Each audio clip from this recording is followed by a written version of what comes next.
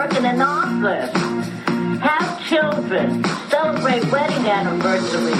The world of heterosexual is a sick and boring life.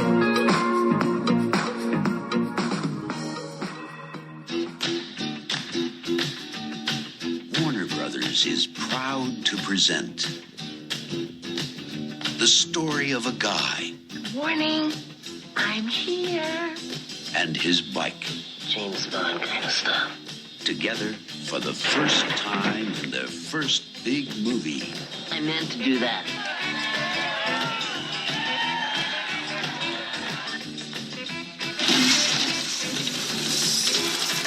I say we kill it. Yeah! I say we let him go.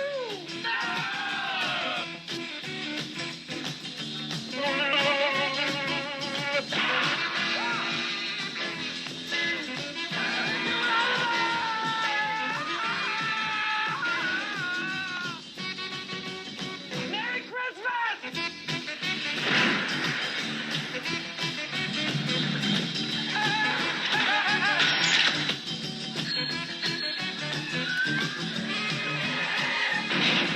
Pee Wee Herman is Pee Wee Herman. Hello! In Pee Wee's Big Adventure, Be sure and tell him Large Marge sent ya. What? Well?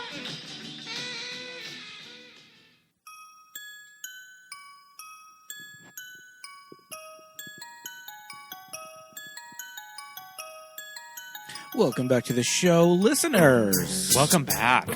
It's our season premiere. It sure is. Season 7. Season 7. We are back. We're back recording. Yes. I can't wait. No, this is going to be a whole lot of fun. You've been waiting, 6 weeks for a new episode? Yeah. And here we are finally with something new.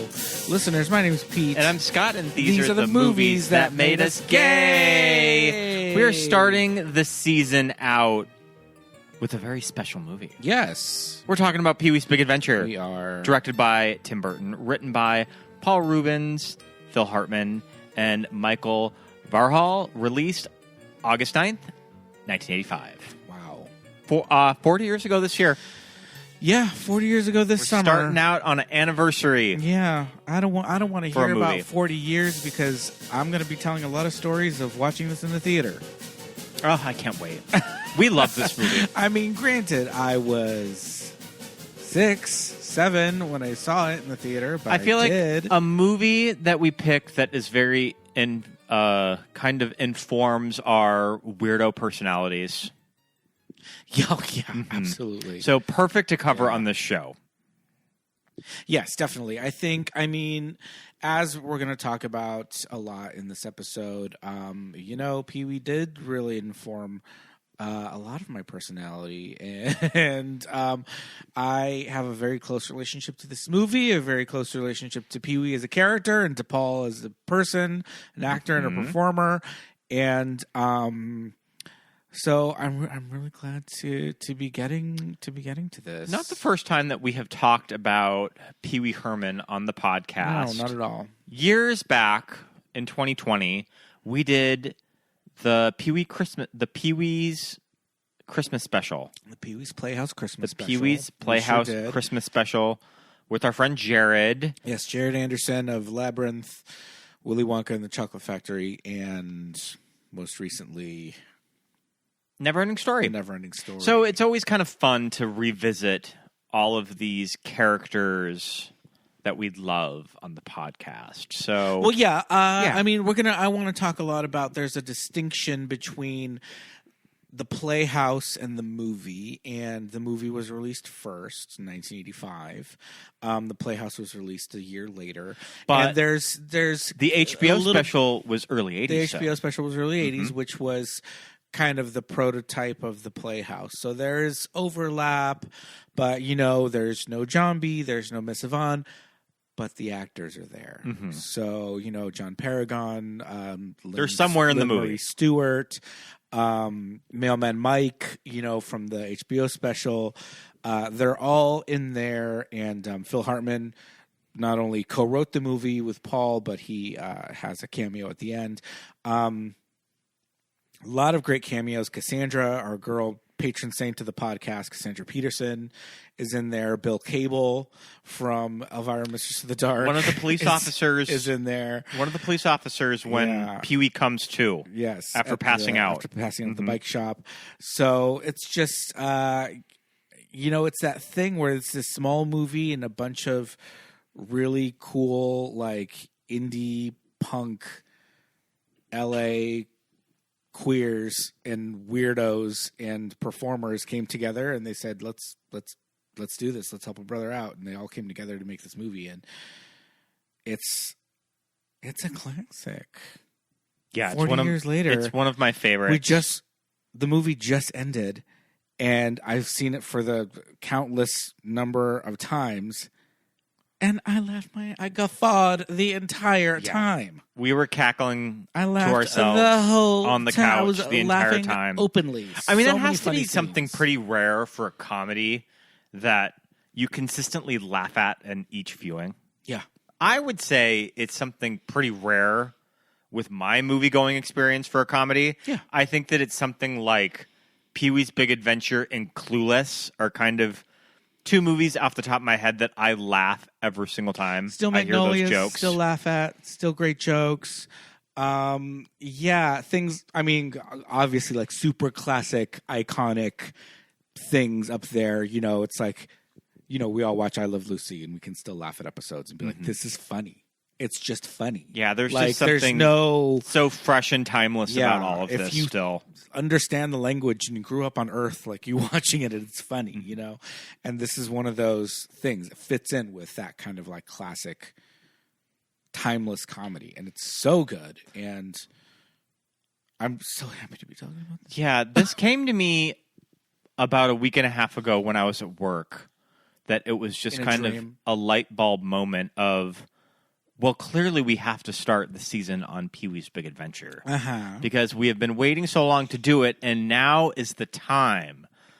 Pete, I wanted to start the show. We did this on our Christmas episode, but I think that it's worth revisiting.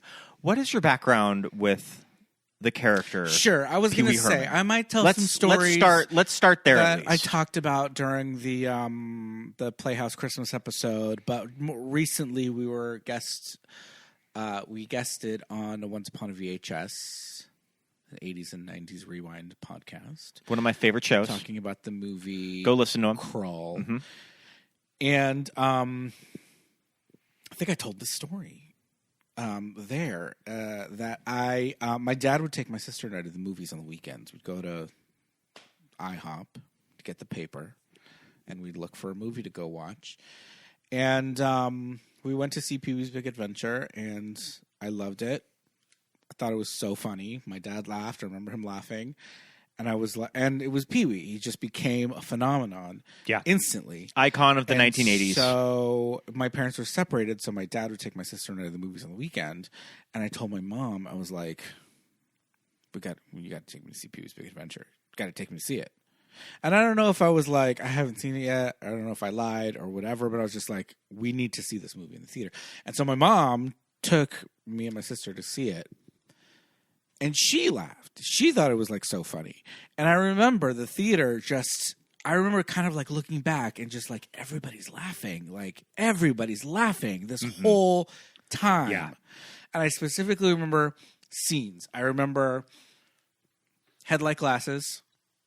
People died in the movie theater when the lights turned on. It's one of my favorite gags in the movie. And like it's all stuffed animals, but like a raccoon. It's kind of a collection of I think there are three real animals. I think there are 3 live animals. I think there's like a bobcat, a raccoon, and like a bird. So good. But everything else is stuffed. Rolling in the aisles. People are throwing popcorn in the air, like jumping off the balcony, like going crazy. I remember that specifically. I remember people laughing at they laughed at I remember my dad and my uncle when we finally got it on VHS and watched it over and over and over, like ad nauseum. Me and my sister Amy and my cousins Albert and Alex, Petito and Alex, we would watch this movie nonstop. We would do the voice, we would do the laugh. And I remember my dad and my uncle watching, and Pee Wee getting on the scale and landing on 98 pounds. And funny. And my uncle laughing out loud, and me not getting it. Like a little kid, I don't understand that, like, the visual gag. It's the weight of a child. I weighed 35 pounds Yeah. until I was in the 6th grade. I was a small kid. That's a fun scene. That's a fun scene to see with a crowd, too. Yeah. Everybody always loses it during that scene. Yes. And so we were the kids that we were a falsetto child. We were doing the Pee Wee voice nonstop. I remember specifically, I want to say Rick Dees in the Morning on Kiss FM was doing a, like, call in with your best Pee Wee voice impersonation and, like, win money. And, like, my aunt, like, called us. She's like, you got to call Rick Dees in the Morning. Didn't do it. Oh, you should have. I was like 8, or probably 7. Yeah, obsessed. So, I mean, before I get into my background with Pee Wee Herman, do you remember watching Pee Wee's Playhouse? Okay, so yes, I remember the day that Pee Wee's Playhouse was set to premiere. Very first episode. 1986. And I was ready to watch it, like, counting the days. Pee Wee's got his own show. It's going to be Saturday mornings. Perfect. This is right up my alley. I'm like, Saturday mornings? Wow, what a great idea. Because it was about roughly a year and a little over a year since the movie came out. Mm-hmm. And I think you said it was October, the first October episode? of 86. Yeah. So I was raring to go, getting ready, and that Saturday morning, my mom woke me up. We had breakfast, my sister and I. She said, get ready, go put your clothes on. I'm like, what's going on? I've got an appointment. I've got to watch the premiere of Pee Wee's Playhouse. And it was all for naught. The ice cream parlor episode, we just watched it today. Ice cream soup. I was unable to watch the world premiere of Pee Wee's Playhouse because my mom had other plans. Oh, no. We were going to the Santa Fe Spring Swap Meet. Was this back when the Santa Fe Spring Swap Meet was maybe a little more... It was 1986. Legit? It was 1986. Could you buy a different time. Could you buy a snake? No. There? No, it was a different time for swap An meets. exotic animal? No. It was the La Mirada Swap Meet at the time. Now it's Santa Fe Springs. It was a different time. This was the heyday of swap meets in Los Angeles County. But it's not exactly as interesting as it is these days. But yeah, I was like, I got something to do. Too bad.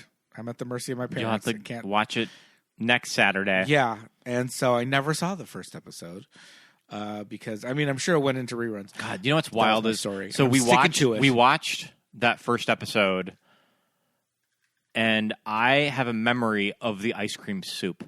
Like, I remember how it looked and wanting to taste it. And I would have been little, because here's my background with Pee Wee Herman, Pee Wee's Big Adventure, Pee Wee's Playhouse. Pretty much one of those movies that I have no memory of actually watching. It's one of those things I was thinking today of the type of movie that you don't really have a clear memory of first watching it because you were that little.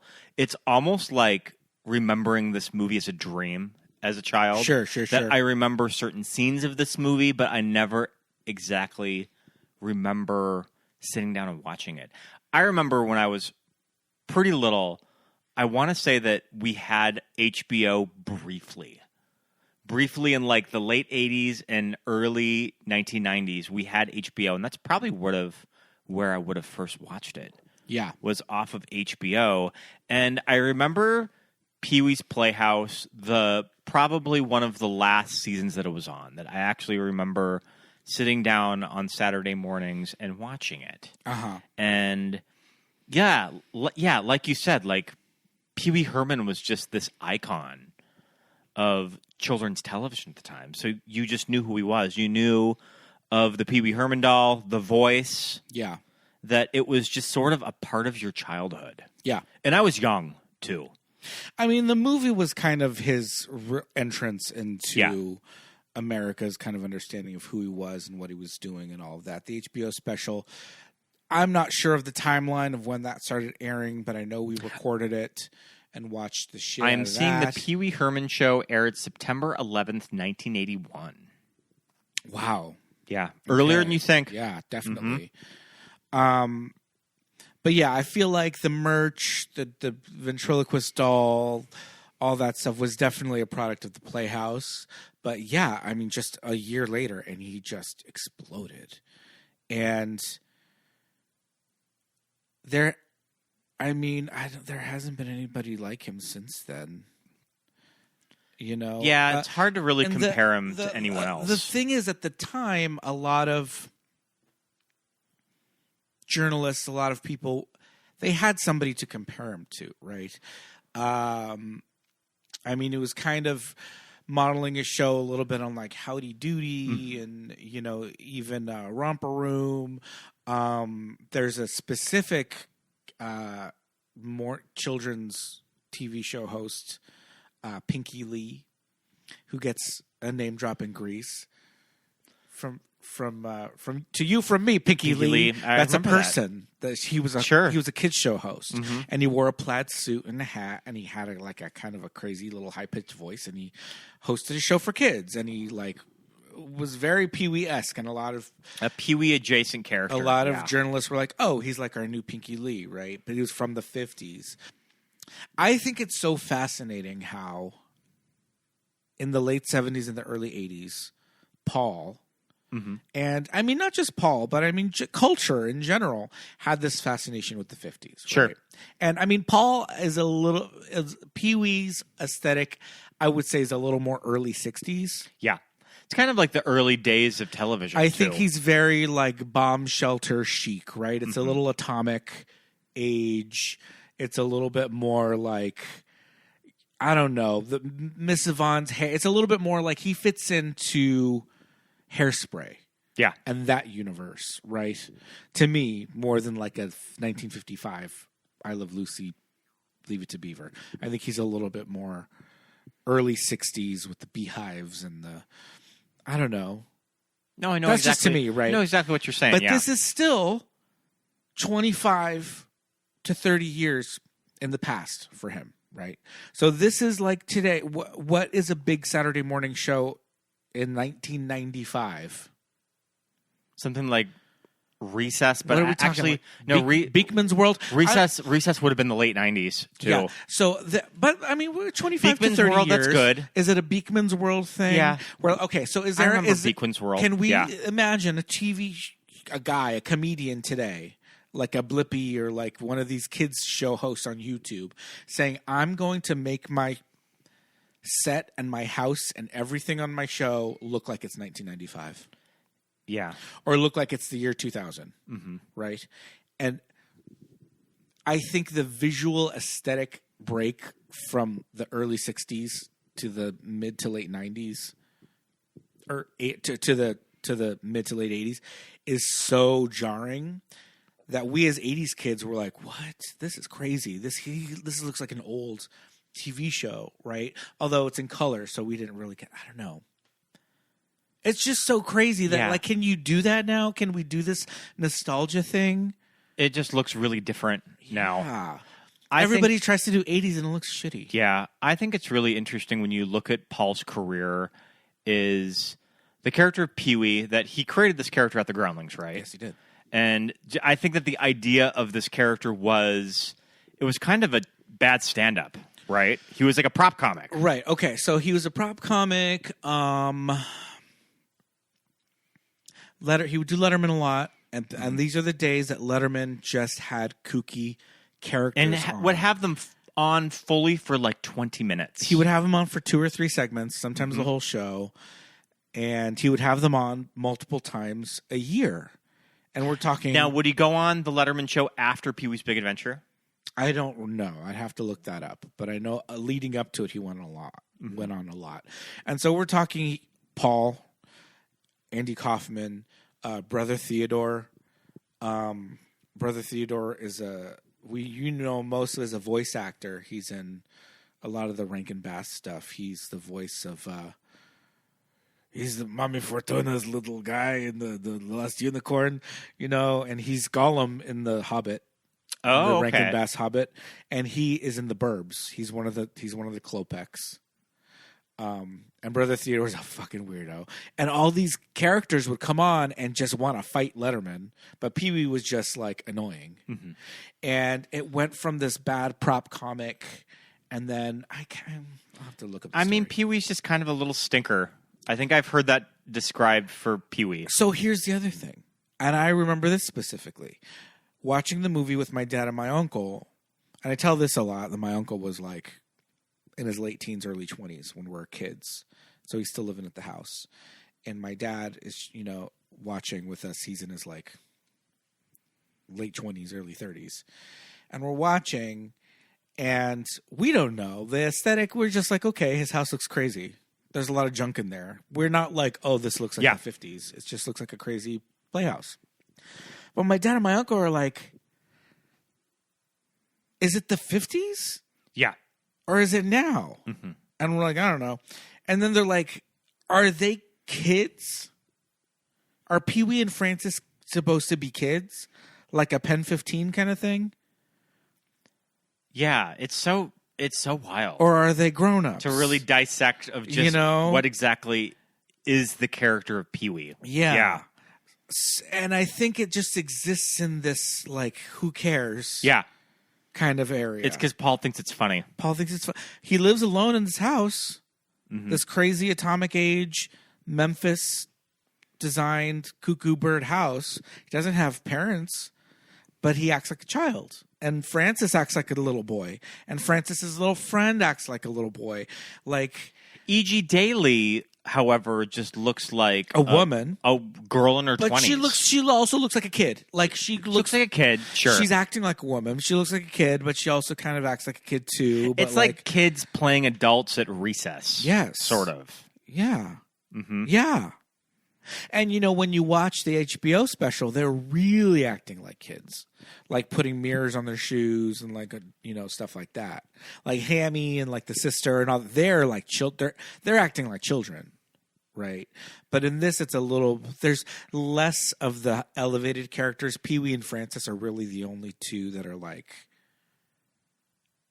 in that theatrical level, and everybody else is kind of straight man, mm-hmm. right? Like except when he kind of comes across the con, Mickey and the hobo, too. Yeah. But what I wanted to talk about before we get into the movie, that I think it's really telling of when you kind of hear Paul talk about when he decided to go all in on Pee-wee. Yes. Of this is what is going to make me famous, and this is what I'm going to be known for. It's him not getting SNL. Right. That I think he really took it personal. Yeah. When and he said, I don't even know if was Lauren even a showrunner at the time? Was it the other guy? He may not have been. It might have been Dick Ebersol at that time. Sure. Yeah. But he just took it real personal that, somebody like Paul should be on SNL, and it didn't work out. Right. And he just felt like I need to put all my chips in on Pee-wee. Because this is the thing. When you look at SNL actors, the greats, the pillars that have come from the groundlings, they're people who have characters. Mm-hmm. Multiple characters, right? So we're talking like Will Ferrell and Kristen Wiig, yeah, and Molly Shannon, Kate McKinnon, mm-hmm. like all these people, and they've got, and then even non-SNL people, Melissa McCarthy. They bring characters to SNL. They create characters when they're there. Yeah, and that's the thing. That's what the Groundlings teaches is they teach you how to create characters and work in a sketch with these characters, right? And Pee-wee's a fully fleshed out character. I'm sure he had plenty more that he could have created more for SNL, but this is ultimately what we got when they said no, and he said, "All right, well, no, okay, well, okay, let's see what's going to happen." But he took Pee-wee as a character very seriously as a kids show host. Yeah. There's all this stuff about like not allowing any pictures of him like smoking, and Paul was like a lifelong smoker. And he was very particular about like do not take my picture smoking. And it's always especially dressed as Pee-wee. And it's always kind of a trip when you see Paul just dressed normal. Yeah. Too. Yeah. I think he's kind of cute. Mm-hmm. Well, in those like early 80s pictures of him, yeah, totally. Yeah, absolutely. But I mean, yeah, that whole like Groundlings underground comedy scene in LA in the late 70s and the 80s, it like gave us so many people. And I think we're probably better for him not getting SNL. I mean, he would have been on SNL probably, I don't really know the years, but he probably would have been on a weird transitional season of You're SNL. right. You're right. It was a Dick Ebersol years, and they were not great. It was Gilbert Gottfried and, Anthony Michael Hall and Robert Downey Jr. and like weird, but like what? Yeah. Julia Louis-Dreyfus, great people, but not a great SNL. It just didn't work. Like era. So they're developing Pee-wee's Big Adventure for Warner Brothers.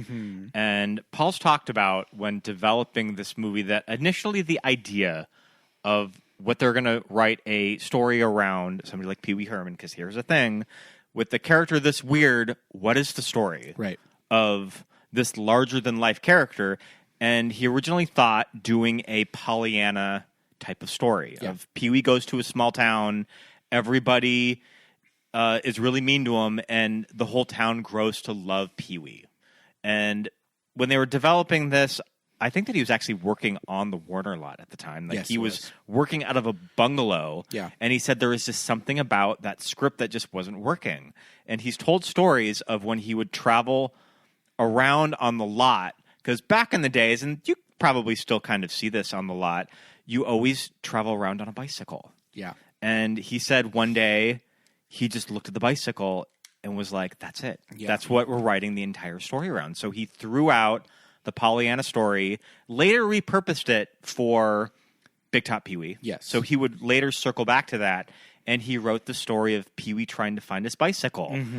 There's something on the Wikipedia of the plot is vaguely inspired by The Bicycle Thief, which I think is kind of funny. Yeah. Is that one of the great international foreign movies regarded as the greatest movie of all time, and it's just going to star Pee-wee Herman. Right. Which I think is genius.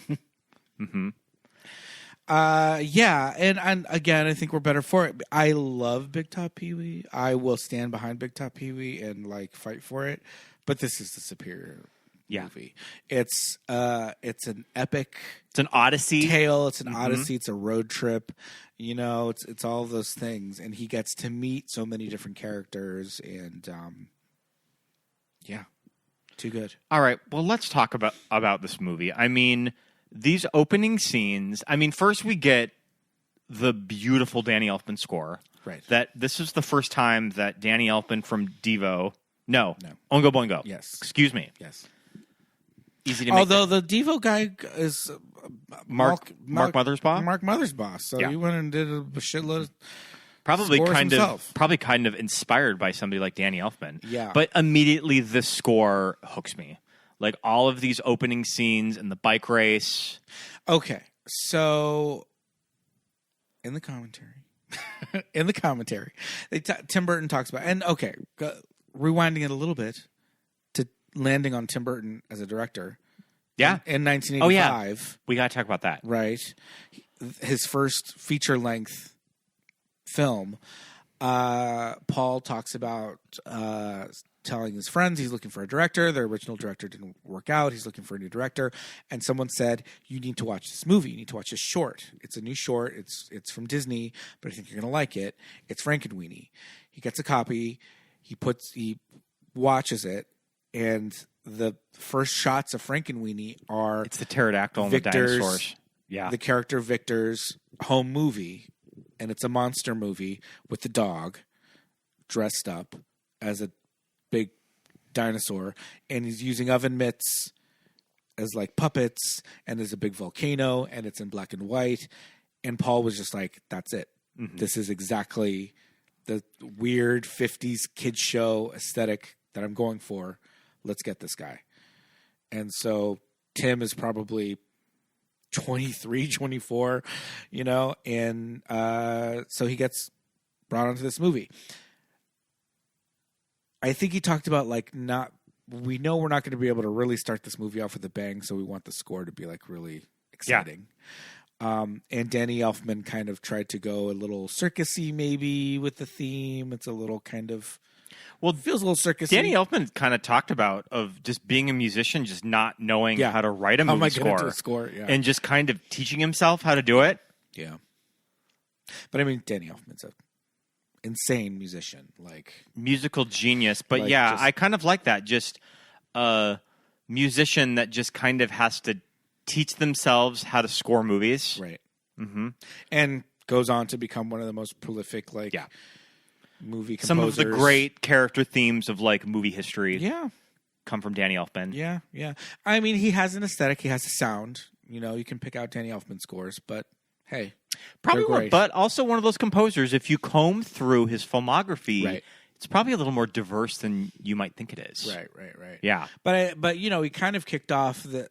I mean, I was gonna say like a superhero kind of this triumphant score, but I guess it does all go back to John Williams. Everything always does. Yeah. But you know, at any rate, Danny Elfman really kills it. As a kid, I was like okay with the Tour de France dream sequence. I was a little meh with it.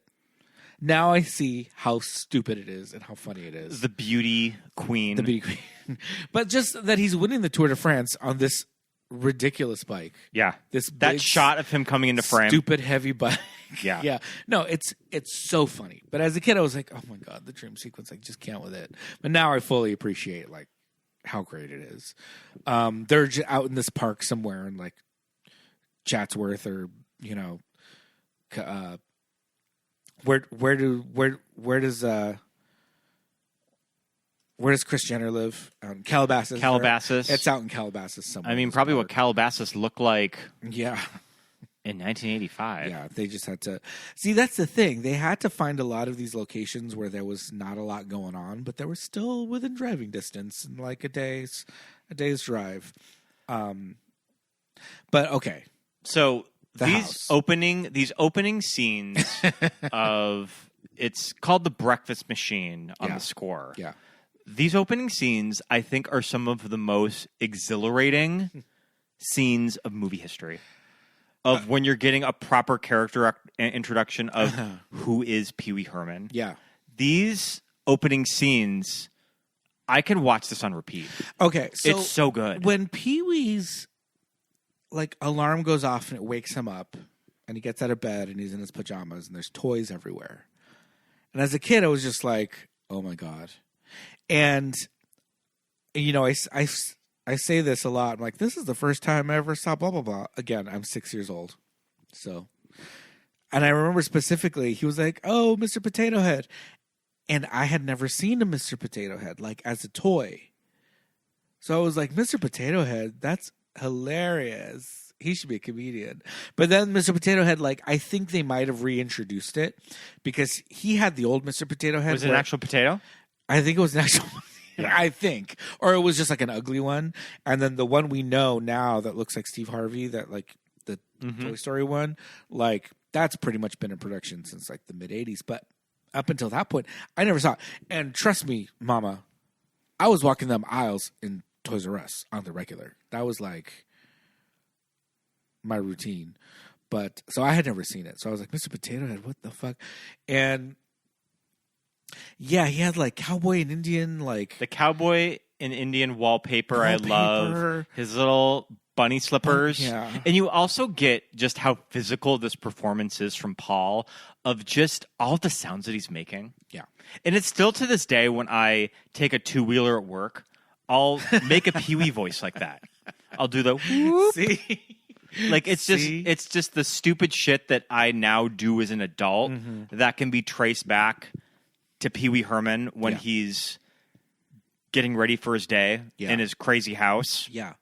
Oh, you mentioned something earlier about watching these scenes with the crowd. Do you remember when we saw this at Hollywood Forever? Yeah. Mama. The Hollywood Forever crowd lost it. We saw this at the Man's Chinese Theater. Yes, we did. That was a lot of fun. I have to tell you, though, and I also saw the Playhouse live. I wish I could have made it to that. When That he was doing that tour. That was a few years before I made it here. Yeah, I went to one of those, and at Hollywood Forever, I may have had an entire bottle of wine to myself, but we had some special guests that night. We had, who was there? We had Chip, the BMX. There was a couple rider. BMX kids there. Well, there was Chip, and then there was the kid who said "radical," who wasn't a BMX kid. He was at the very end. We had Diane Salinger, Mrs. Cobblepot. She was also at our showing at the Man's Chinese. At the Man's Chinese in the crowd. We had E.G. Daily. Yeah. And wasn't Paul there? Yeah, Paul was there. And so when they're all there together at the front, little dots, because we're like way kind of in the back, and they're introducing the movie, and I'm like, Mama, we had been there for like 4 hours at this point. So I'm like a bottle and a half of wine deep. And Paul comes out and intros the movie. I'm Niagara Falls. I'd lost my mind. I was like, weeping openly. I was like, oh my God, this is the greatest thing ever. And I had already seen the live show at that point. Like, it was really something. Like that night was really great. Was really great. I always remember that. That was so much fun. And everyone was having such a good time. I remember their photo booth was the house. It was the front of the house. Yeah. I want to talk about the front of this house because, I mean, one of the great houses in movie history.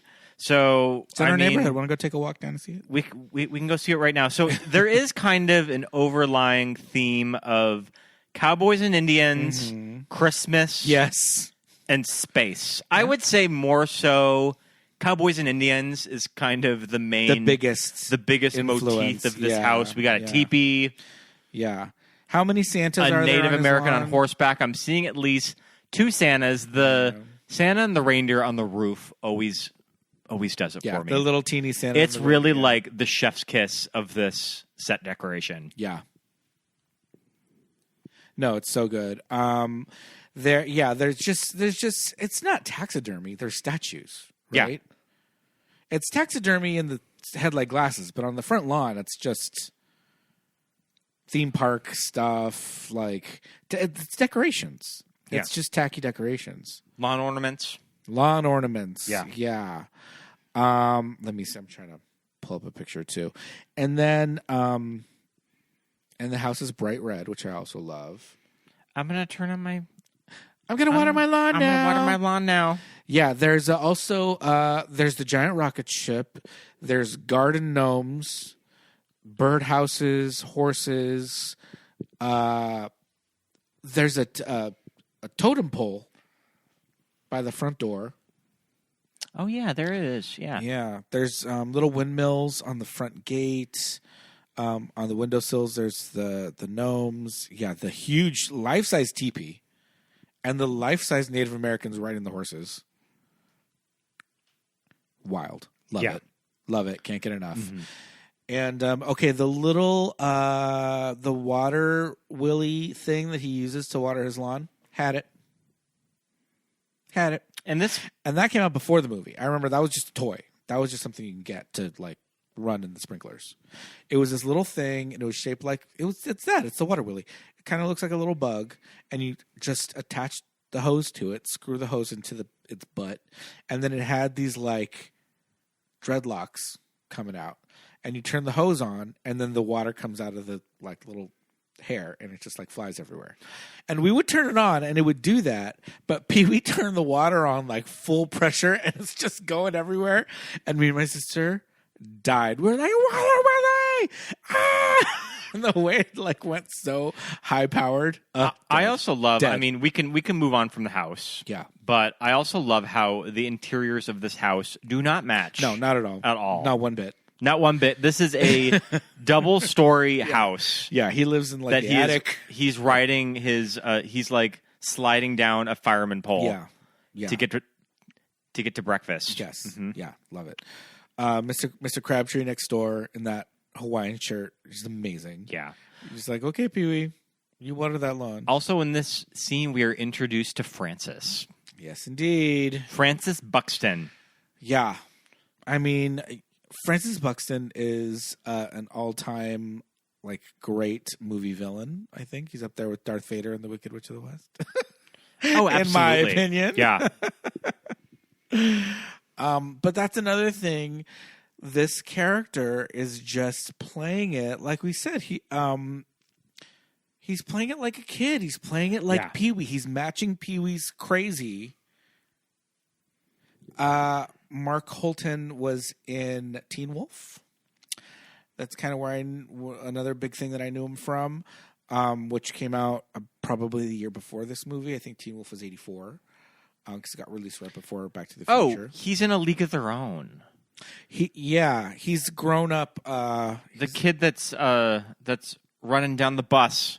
Yeah, he's the grown-up version of the little kid. Mm-hmm. Yeah. What's his name? Little Stewie Angel or whatever. Older Stillwell Angel. Yeah.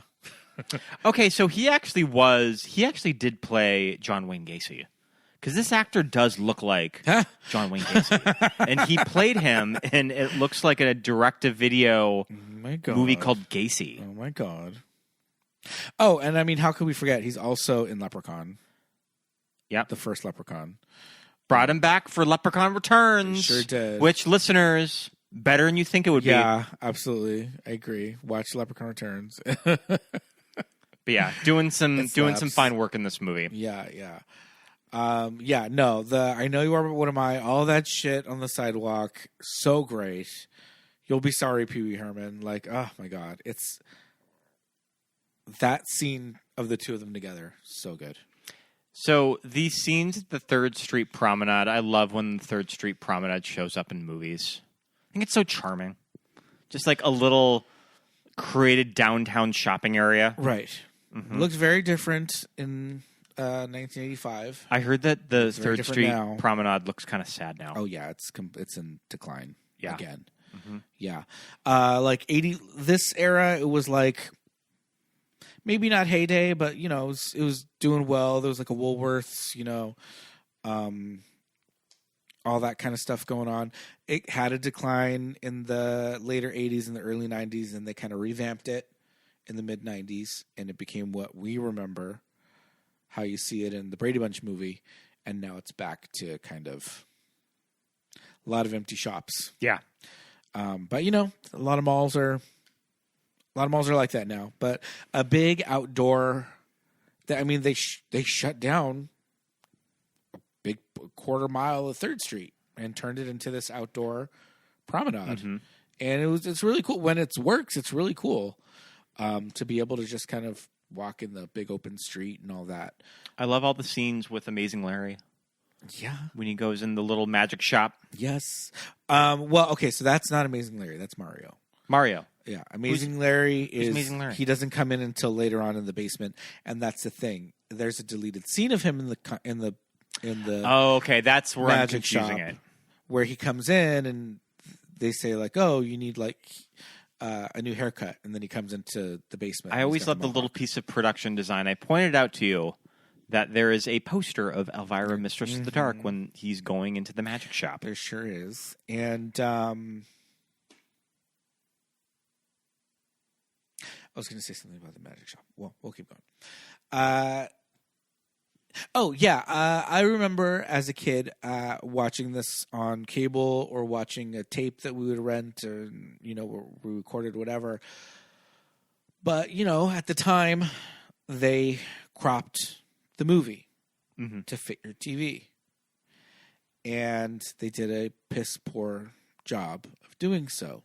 We as kids thought this was intentional, because there are things in the movie, the cropped version, that are not supposed to be there, but we thought were funny. Like when Pee-wee is chaining up his bike. I didn't know about this until the commentary, when Tim Burton talked about it. Yeah. You didn't know that it was not intentional? Or did you not even see it? I don't think I even saw it. Oh, no. We saw it. And then it's when he's pulling the chain out of his bike, and it's coming up from the bottom. So it's like not in the little like basket. It's like coming out. And so we see the gag. And then later on when he's driving with Mickey and they're driving in the dark and it looks like they're going past these signs, these street signs that say like caution, and then the street is all swervy, and then there's one that the line is like all crazy.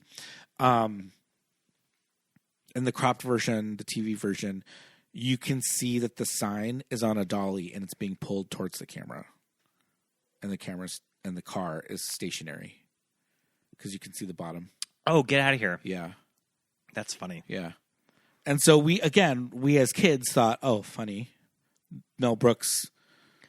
Well, I could almost meta see humor. I could almost see the bike chain being a visual gag. Yeah, that it kind of works either way. Yeah, like it kind of works maybe a little better if you see the chain from the bottom. Yeah.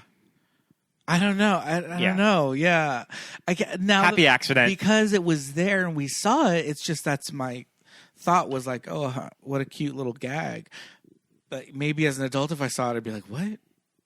That's weird. They messed that up. But yeah, in the commentary, Tim mentions they did a bad job cropping it. And, they shot it on 35 millimeters. So they shot widescreen and they shot the top and the bottom and everything. And so when they crop it, they cropped it from the print and cropped it wrong. Yeah. So Pee-wee gets his bike stolen when it is chained up at this scary clown. I love the big scary clown. Did the clown used to freak you out as a kid? When they have the laughing sound effects. It kind of used to freak me out. The dream where the doctor pulls his mask down and he's got a clown face, that was scary. And these are the scenes that when I remember this movie, they almost come to me as a dream. Right. Of just kind of, maybe there was a time where I really went a long time between viewings of when I was a kid, and then I later kind of rediscovered it in my 20s. Like, I'm going to go back and watch Pee-wee's Big Adventure. Yeah. These are the scenes that I always remember. Well, is his bike getting stolen. I think the thing is, like, Tim presents it in a way that there are these very dreamlike. There are actual dream sequences, and then there's things where he is encountering stuff, and it's so traumatic that it's just like these extreme close-ups on the clown with the laughing in the background that's not really there. So it does have a very dreamlike quality about it, and just Pee-wee like going crazy, and he faints, and they call the ambulance and giving him oxygen, and he's just like, put out an APB. And I love when he gets to the police station and it just cuts to the one police sergeant, just, what makes you think the Soviets were involved? Oh, I love her in that scene. She's so good. That one cop, she's so good in that because she's playing it serious. She's just like, I want to help you. It's a missing bike. What exactly leads you to believe the Soviets were involved? Well, I know that... Look, let me be honest with you. Hundreds of bikes are stolen every month. Very few of them are ever recovered. We just don't have the resources. You're saying you can't do anything? My bike means everything to me. I knew the police wouldn't help. Do you know what I would do if I were you? What? I'd retrace my steps. I parked my bike, and when I came back, it was gone. Well, can you think of anyone who might have wanted to take it? Everyone wanted my bike.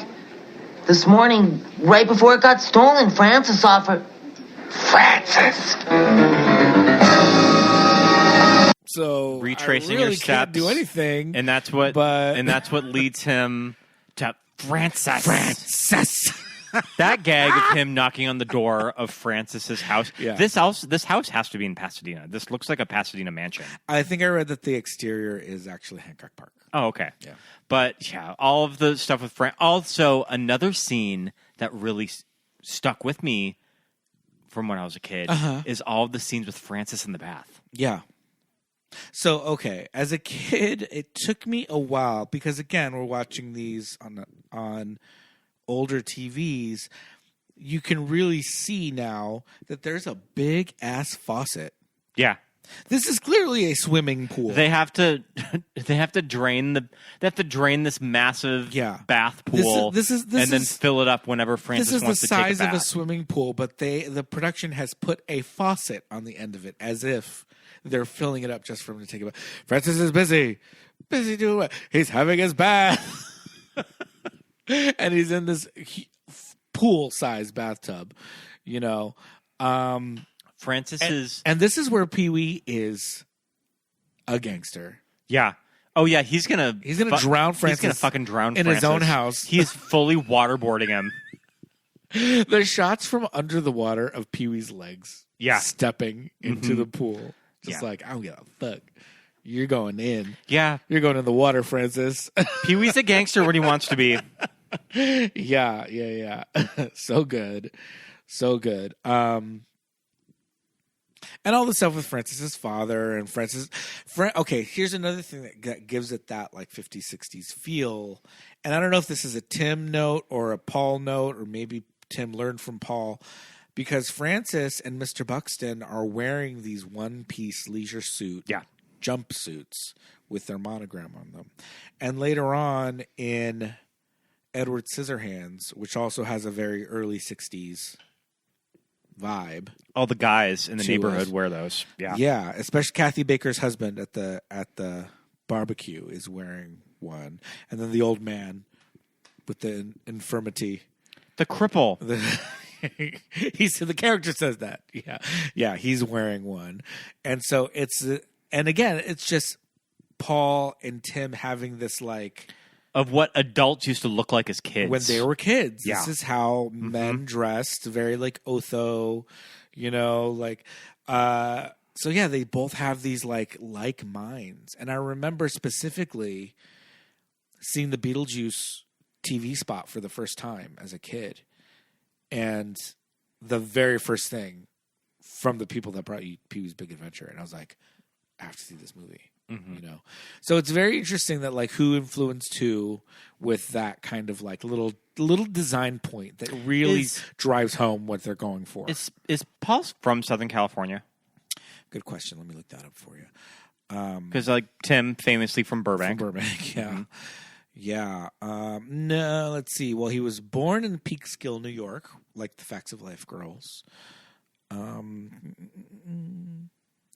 His father was in the Air Force. He grew up in Sarasota, Florida. Yeah. I can see Florida. I mean, Florida also, it's where all of those scenes from Edward Scissorhands were shot. Yeah. They were shot outside of Orlando. Yes. Yes. Yeah, interesting. But I mean, him and he was born in 52. Yeah, I think he's a little older than Tim.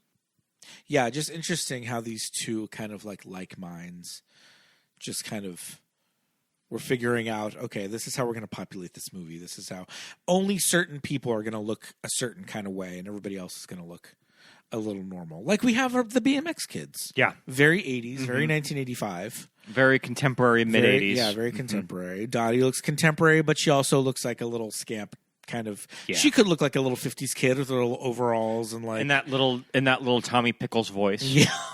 Her little Tommy Pickles of voice E.G. is too much. Too much. She just sounds like a baby. Pee-wee's relationship with Dottie, it's very children because Pee-wee doesn't really want to give her the time of the day. She likes him. She has a crush on him. He's a girl. But he's just like... She's a girl. Not this one. She's a girl. Yeah. Yeah. Love it. So funny. It's so funny. Then all of E.G.'s reactions to him... rebuffing her and everything, so funny, so cute. I think they work really, really, really well together. I'm just going down scenes of this movie and just saying, I love him. Is my horn ready yet? Yes, I think it should be loud enough for you now. We used to think that was so funny. It should be loud enough for you. Because I love that Pee-wee's just taking his horn back like, it's not loud enough. I need you to make this horn louder. Pee-wee holding this meeting in his basement, pretty much holding all of these friends and neighbors hostage when he's going over the crime scene. Yeah. Can I tell you, even from 1985, I feel like, even as a kid, I was fascinated by the BMX kids because they were big kids and they rode big kid bikes and they did cool tricks on them. But the one that gets to talk, the one that had a SAG card chip, the one that has the line in the store, yeah. And he talks in the meeting too. What's this? I think it's a pen. I was just like, oh my God, he's so cute. Yeah, he's super cute. No, but I mean, even as a kid, I was like, oh my God, this kid is so cute. I was like obsessed with him. Even as a wee little one. So, always knew. Pee-wee visits this phony psychic who misleads him into thinking that his bike is in the basement of the Alamo. As we were watching it, I was like, what did we just watch with Madame Ruby? We just saw something, and I was like, oh, it's Madame Ruby. What was it? And I looked it up. We figured it out. We were watching the episode of a season 1 episode of 90210 where they go to Palm Springs and they stay with David's grandparents. She's Adele Silver. Mm-hmm. David Silver's grandma. Actually, got 4 episodes of 90210. Yeah, there was like a whole arc with David and his grandparents. You better work, Madame Ruby. Mm-hmm. And they later brought her back in the later seasons because his grandfather passed away. Yeah. But I mean, even she is doing good work. Like when she's just like, and she like looks around, it's like the Alamo in the basement. Kind of the only bit player in this movie that doesn't have a callback in the last scene of the movie. That's true. Everybody does get callbacks. Maybe she lied to Pee-wee. Yeah. So she stole his wallet. She wasn't invited, I guess. And his wallet was like had like a little Native American on it and was like that like fake leather. Well, maybe it was real leather if it was vintage. But he had a very like 50s kind of like kid wallet with like a little like Indian chief. I mean, Cowboys and Indians. Yeah. That was huge in the 50s and early 60s. There were the Marvel movies of mid-century. Yeah, so I think Pee-wee really like zeroed in on that. Love that. Do we want to talk a little bit about Pee-wee hitchhiking? You have a tattoo inspired by these scenes with Mickey. I do. I love Mickey. I have my pinup of Pee-wee in his housecoat drag. This actor that plays Mickey, kind of really cute. We talked about. He kind of does it for me. We mentioned it on the Instagram that we were going to do Pee-wee, and somebody said Mickey leering at Pee-wee turned him gay, and I was like, yeah, kind of. It's a funny scene. It's played for he's an ex-con. He like literally has broken handcuffs like on his wrists. And tells Pee-wee this whole story that he got thrown in prison for taking the label off of a mattress, too. Those labels that say "Do not remove under penalty of law." I love that urban legend. I cut one of them off. Mm-hmm. Yeah, the Mickey scenes are very. It's very charming when they get pulled over, at the road at the roadblock, and Pee-wee's immediately in like one Gilligan's Island flip is just in full drag. Yeah. And he puts on a little character and it's so good. It's so funny. And he gets out. The cop's like, oh, I just want to see this cute little outfit you have on. And you can see his folded up pants underneath the house coat. You have that as a pinup on your arm. I specifically told Andrew, I want to see the folded up cuffed pants coming out from underneath the dress. And he did it. He did it. He made it work. Paul would have loved that tattoo. I love it. It's my last one. Was it a memorial? Yeah. Had he already passed when I got it? I think so. Yeah, that's why I said I'm going to get it now. Yeah. Yeah, the hitchhiking stuff is great just because this is where like his journey begins. This is like great road trip. It leads into the large march scenes. Yeah. Mm-hmm. Yeah. The famous roadside attractions out in Cabazon. Iconic. When you're driving to Palm Springs. Outside of LA, yeah. Do you remember seeing the family? Yep. There it was shortly after Paul had passed. Very cute. And it was a little boy dressed as Pee-wee. And it was specifically hitchhiking Pee-wee, too. He had a bindle. His dad was Andy. His mom was Simone. Who was his sister? Was it just Dottie? I don't think... Maybe she was Dottie at the very end of the movie. Maybe. I think so. Yeah. But yeah. It was very cute, though. Yeah, they were taking pictures at the thing. I remember going out there, as a kid, just driving past it. We never stopped. Mm-hmm. I didn't actually stop until I was probably in my very early 20s. But even at that time, the Burger King was there, but that was it. Yeah. The Wheel Inn was still there. The Burger King was there. I think I have vague memories of the Wheel Inn that had been turned into a gas station. Yeah, it was there for a long time. Yeah, I it mean, was there for a just while. Never went in. I think that it's fairly recent that they completely leveled it, and now it's just a hole in the ground. Just a patch, yeah. But when I went with Earhart, we went into the Wheel Inn, and I was just like, oh my God, they really shot in here. And it was fully like a truck stop diner. Like people, it was like when Pee Wee walked in. Like everybody was like, "What are you doing in here? Close the door. You're letting in natural light." It was very dark. It was very dark, and it was like daytime. And there was just like one of those postcard stands that like spins around. Mm-hmm. And I was like, "There's a counter," and I was like, "That's probably where the large March plaque was."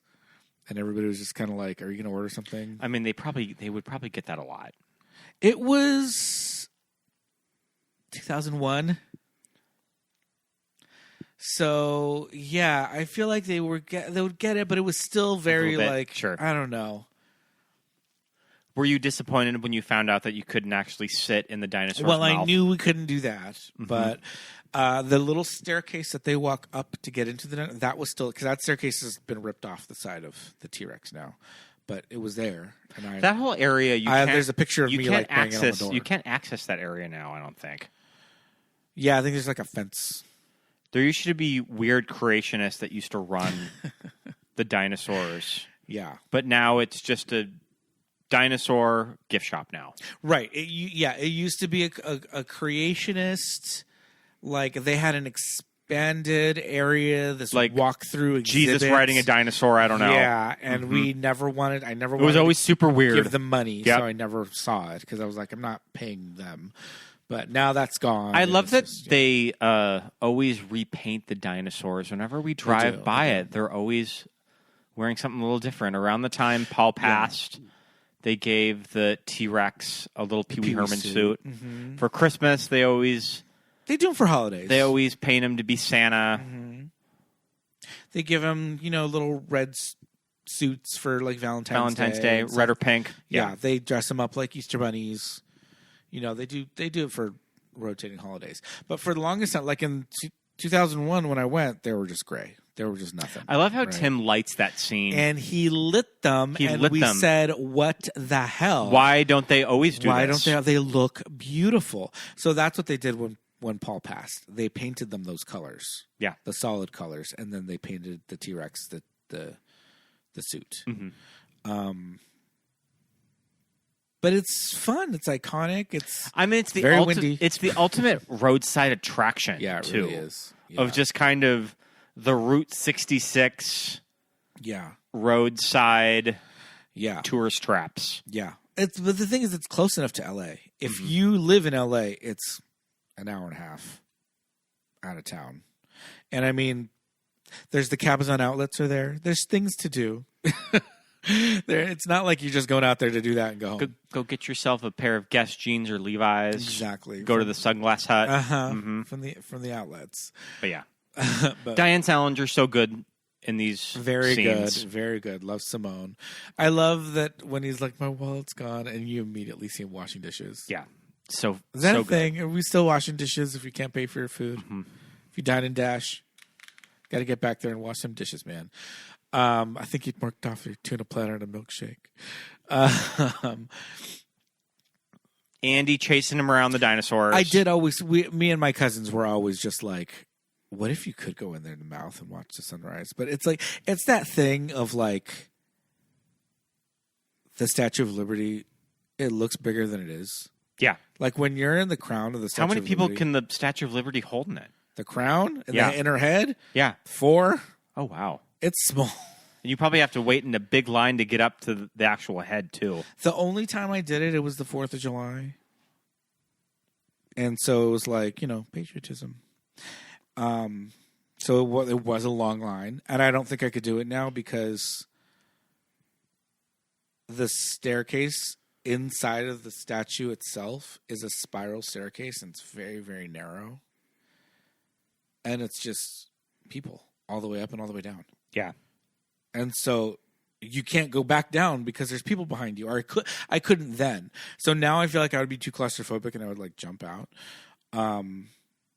But it's that thing where it looks bigger. So the inside of the head is probably way smaller. You probably couldn't like sit in there or stand in there. You'd probably be like crouched down. But as kids, we were like, wouldn't that have been fun? Alas, not to be. Pee-wee encourages Simone to follow her dreams. Au revoir, Simone. And to make it to Paris. I kind of like that. I kind of like that Simone just has this like really beautiful, simple character arc of wanting to see the world, make it to France. My question is, okay, maybe the geography of the movie isn't true to life, but if she's working at the Wheel Inn, why is she taking a bus to San Antonio to then fly to Paris? Sure. I don't think we're supposed to think about it. When he meets her in San Antonio. Yeah. Well, she's actually leaving the San Antonio bus station to go somewhere else. So it's like she's making it to a major city. She's driving across the country so she doesn't have to be on a plane. She's going to Atlanta. So it's a 5-hour flight to get to those internet. I mean, instead of a 12-hour flight. She was gonna have to. She was going to have to go to a major city to make it to Paris. And fly out of Atlanta. She should have. So that's why she's on the bus. She should have flown out of the Ontario airport. It would have been a lot quicker. I love these. I love these scenes on the train with her little boxcar hobo. With the hobo, yeah. When Greta Gerwig introduced this at AFI when we saw it at the Man's Chinese, this was Greta's favorite scene. It's a great scene. Yeah. Because it's unexpected, and that's the greatness of the comedy. It's unexpected. You see Pee-wee, he's got the boxcar Willie sardine. He offers him a sardine out of a can, and they immediately start singing these old timey like songs, and Pee-wee's singing along with them. So you're like, okay, great, I love it. The minute Pee-wee starts getting bored with it and he's making these faces, we love bored. We love bored Pee-wee or impatient Pee-wee when he's on the tour. Yeah. At the Alamo, he's just like rolling his eyes, just like, oh my god. And then when he just jumps out, like he's done with this. Yeah. Lucky that he jumped out right at San Antonio. I mean, hey, he was right there. We love the tour of the Alamo. Jan Hooks, man. Jan Hooks. Get out of here. Hi, and welcome to the San Antonio Department of Parks and Recreation official Alamo tour. My name is Tina. Excuse me, Tina, but could we go straight to I tell you what, let's hold all questions until the end of the tour, okay? But thank you. This mission, the Alamo, from the Spanish word for cottonwood tree, was established in the year 1718. That was the same year that our lovely city was founded by the Spanish Expeditionary Force on the site of an Indian burial mound. This is one of my personal favorite parts of the tour. Please say hello to our residents, Pedro and his wife, Inez.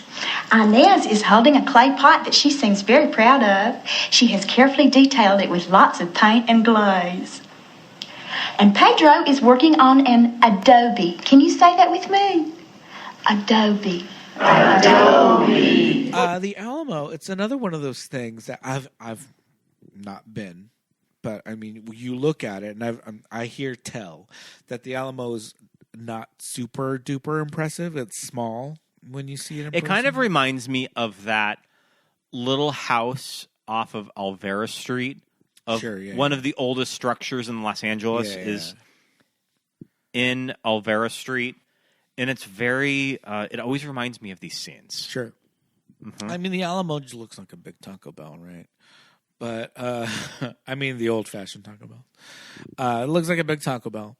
But, the missions that we have in L.A., like the San Gabriel mission, all the missions here, they're a lot more impressive. I mean, the Alamo is a mission. It's actually part of the Rio Camino Real or whatever. But it's like the missions here are way more impressive. Like you see, even in the movie, you're like, it's big. It's not that big. Like ours are kind of look better. But I don't know. The whole like mission thing, they're all pretty bad news if you really look them up anyway. So it's a lot of crazy stuff going on. But Jan Hooks, so funny when she's just like, there are over 4,000 ways to prepare corn, all of which I will describe to you now. Do we have any Mexican Americans? Well, buenos dias. In the group? Well, buenos dias. And just chewing that gum the whole time until she takes it out of in her hands. I love it. She's so good.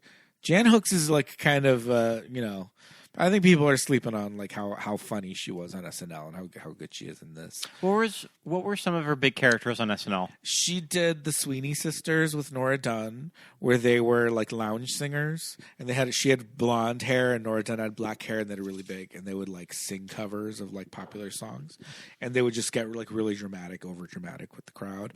She did the Sweeney Sisters. She did Sally Jesse Raphael. She did. She did a lot of stuff, but I think she's just really funny in this. Mm-hmm. Yeah, especially with a character that who knows what exactly was on the page with something like this that she just kind of brought to the role. Yeah. I mean, probably most of it might be even improv. But I love the idea that, I know. And here we have Pedro and his wife Inez. These like statues, like I love the idea though that he's like, oh, when can we see the Alamo? She's like, there's no basement in the like. Really, if you were in a tour and you're like, oh, when are we going to see the basement? They would just be like, oh, there's no basement, and then everybody you move on. Everybody just laughs. But at the him. fact that everyone, including Jan Hooks, the tour guide, starts to laugh. We love when the kid takes a picture. The kid turns around and flashes a picture of. Takes a picture of Pee-wee when he's all embarrassed when everybody's laughing at him. Mm-hmm. Yeah, that shit is so funny. It's just like, oh my God. All right, I love it. Madame Ruby, she fucking sold you up the river, man. There's no basement at the Alamo.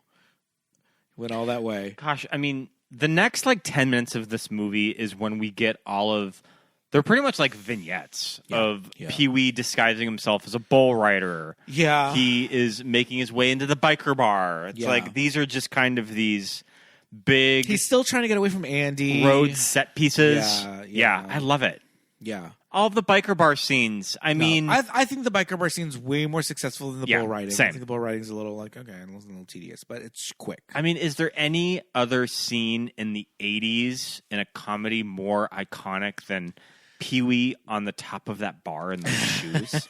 You know what's funny? And I don't think I really got this until when I was adult, is the gag of when he asks to get the shoes. And the guy is short. And the guy takes them off and he's short. Yeah. Because they're platforms. Oh my God. It's so funny. And when you see like the reveal of those shoes and those crazy platforms. Yeah. Mm-hmm. White patent leather platforms with a wooden heel and a wooden platform. I get really excited at work whenever Tequila comes on. Once in a great while, Tequila will come on one of the radio stations. Yeah. And I'll have to do my little Pee-wee dance. Did you ever see Dylan do Tequila at karaoke? No. Funny song to do at karaoke. Yeah.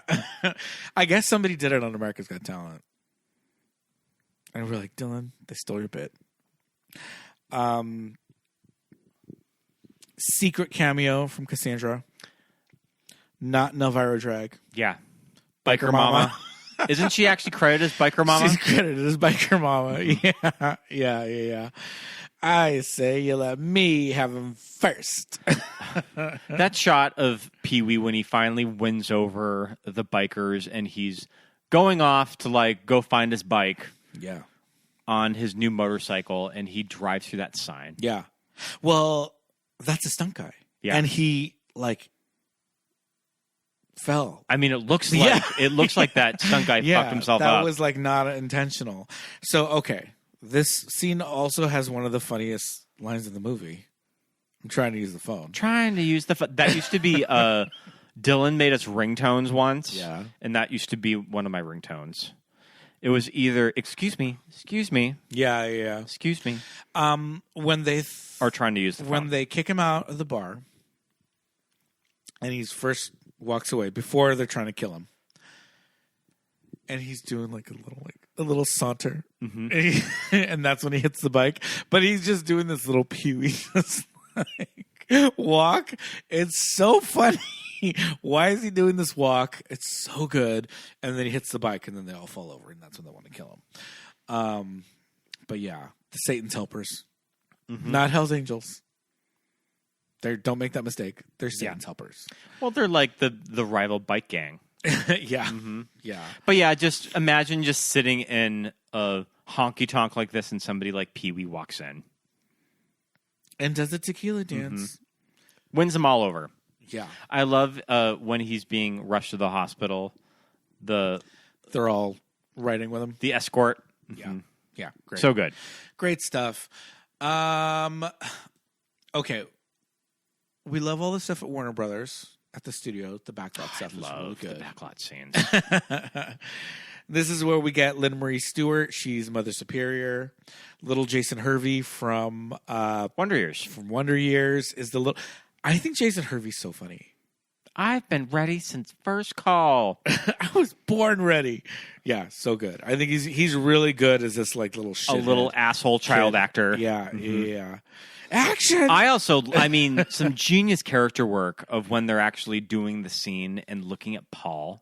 Oh yeah, of just looking at the bike and just kind of inching towards it. I'll say, I'm going to send a paper out right now. And those nun habits, the flying nun habits. Yeah. When were those types of habits ever worn? I don't know what order of nunnery this is, but I'm here for it. I love it. It kind of looks like the Mary Poppins set too. Oh yeah. But yeah, all these little sets of these crazy movies. The chase on the back lot. Yeah. One of my favorite scenes of this. I mean, I have like 10 favorite scenes of this movie. Yeah. But it's such a fun Twisted Sister. It's such a fun last act set here. piece. Okay, so let's talk about the movies that they're filming that he ends up.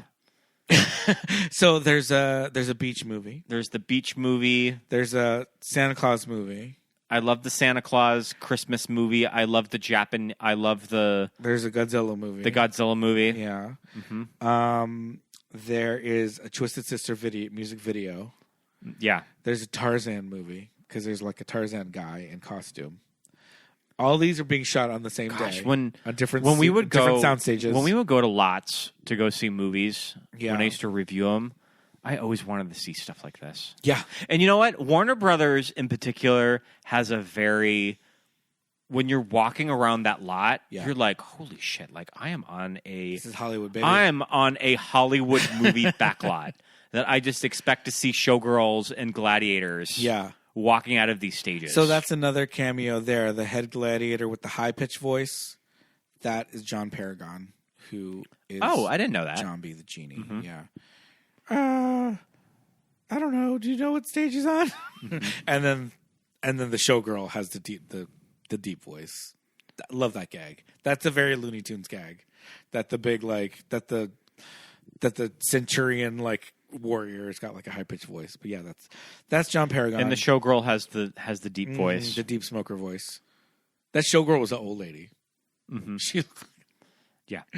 But yeah, I love that. Just like hooray for Hollywood playing and just like all these different people just walking around the set. So good. And yeah, we get the big bike chase. He steals a bike back from Mother Superior, and that whatever the hell movie that was, this little boy gets adopted. And the mom is dressed like, I don't know, like very like 30s. Like the mom that adopts Jason Hervey. She's dressed like the mom in like A Christmas Story. Yeah. I mean, it could be set in the 30s. I don't know. Yeah, it's weird. Kind of like a little Orphan Annie. Like Bernadette Peters. Yeah. The character's name. I think so. Sorry, theater kids out there. Broadway babies. Isn't it Rooster and... Well, Rooster. I don't know. I can't remember her name. Anyways, yeah. But yeah. Okay, and here's kind of the part in the movie when they're probably doing the script that they're kind of thinking, well, what is the ending of this movie? Like, what is this all building to once he finds it? Yeah. That it goes in that meta direction of we're going to make a movie of the entire movie that you just saw. Yeah. Had you ever kind of seen something like that before this? Oh, I don't know. But again, I was 6, so I didn't see that much. Yeah, just kind of introducing children of something like meta. Yeah. Too. Yeah. And it doesn't really fly off the rails. Like, it seems perfectly natural that he would be having a pitch meeting with the head of Warner Brothers. Right. That they're going to turn his story into a movie. Yeah, but even the head of Warner Brothers is this like heightened character of just like he's like buffing his nails. It's like they're like, telling him all this stuff. Pee-wee, I think your story's so interesting. We're gonna make a movie. The movie itself, as a kid, again, I thought, okay, this is funny. But like now as an adult, it's like, oh my God. Seeing Brolin genius. drive up in that motorcycle with Morgan Fairchild. Okay. And he's wearing the Pee-wee suit. The fact that it's James Brolin with the beard and the hair and the tan is one thing. But the fucking Pee-wee suit. Mm-hmm. The fucking Pee-wee suit is insane. Fucking psycho. So funny. So funny. And they're just doing karate. And Morgan Fairchild is in this blue spangled like jumpsuit with like white leather scrunch boots. We were watching looking so fierce. We were watching a YouTube video of it was a night at the Improv, and he was doing a little bit with Morgan Fairchild. Yeah, too. Yeah. So I think that's where that whole casting came from, was her introducing him. Yeah, mm-hmm. Yeah. So I'm trying to think of like what was James Brolin doing at the time. Hotel? Was he Hotel? Wasn't he in Hotel? Yeah, I think so. I only know Hotel from Golden Girls references. Right. I mean, he's in Capricorn 1 in 1977, that's for sure. Marcus Welby, MD, that was his big thing, was Marcus Welby, MD. Yeah. Or maybe Robert Urich was in Hotel, Spencer for Hire. But Capricorn 1 and Marcus Welby, I think, were like the big things. And then he got Amityville. Then he got Amityville in 1979. Yeah. So I was going to say, he was doing Amityville was the late 1970s. Yeah. He was doing some good stuff. So he was kind of like that, like a Robert Urich type, like a tough guy, not a tough guy, but like a handsome leading man kind of guy. Kind of vaguely a Burt Reynolds adjacent type of actor. Yes, mm-hmm. For sure. Westworld, he'd done Westworld in the early 1970s. So, yeah. Paging. Oh my God. Paging Mr. Herman. Oh my God. How Paul briefly looks in that camera as he's doing that scene. When genius. Brolin is there and he's doing his lines and Paul is mouthing the lines along. Like, these are character choices that are so fucking funny. Like, okay, how bad of an actor is Pee Wee Herman? He's so fucking bad that he's mouthing other characters' lines, looking at the camera, standing in between them, moving to get back into the shot. He's so fucking terrible. And he's so bad that they have to dub over his voice. And it's like, I mean, as a kid, I thought Paging Mr. Herman, I thought that was funny. And sees the bellhop, whatever. But like now you watch and you just see like, this is fucking genius. This is so well, and kind of the roots of who Pee Wee is as a character from those early years of the Groundlings was that he was a stand-up and he was unbearable. Yeah. Too. Yeah. Of this guy that just was not really in on the joke of how bad he was. Right. And just kind of having all of these stupid props. Yeah. And this is him trying to be the bellhop of a movie. Yeah. Mm-hmm. Yeah. No, just great. Great stuff. Great shit. I love it. I can't. Man, genius. And then we get the big kind of curtain call of everybody. Yeah, where he's giving everybody his little... He went to the concession stands, and then you get kind of the curtain call. Yeah. When he's... going down the row. Long. Mm-hmm. I like that all the hobos have come to the movie. He brought friends. They're all on crates and they are burning garbage. Yeah, in the middle of the drive. That shit's so funny. Like, okay, yeah, sure. They all walked into the drive-in with no car. Yeah, great. I don't know. I think just some of the stuff is just written so well, and for something that like it's a kids movie, right? Yeah. I mean, I guess it's a kids movie, but I think that just adults there's just so much there because it's written really well. It's like, I don't know. It's not like kid jokes. It's just something that kids can watch and enjoy. But there's really, really good shit in there for... Yeah, and it really rewards you on rewatches, too. Yeah. Yeah, like a lot. And kind of for the purposes of us talking about this show on our podcast, is I think that there's really something about the character of Pee-wee that just does not really subscribe to traditional society rules, too. Right. Of what it is like to be an adult, too. Yeah. That I think it's something that we've definitely carried with us as we've gotten older. Yeah, no, I mean, that's the thing. It's like Pee-wee is this character, you know, even when you see him on Letterman, he like brings out all these little props, but they're very like mid-century toys or just like kooky little things that like weird little like knickknacks or flea market finds, like all that shit that like I have always gravitated towards.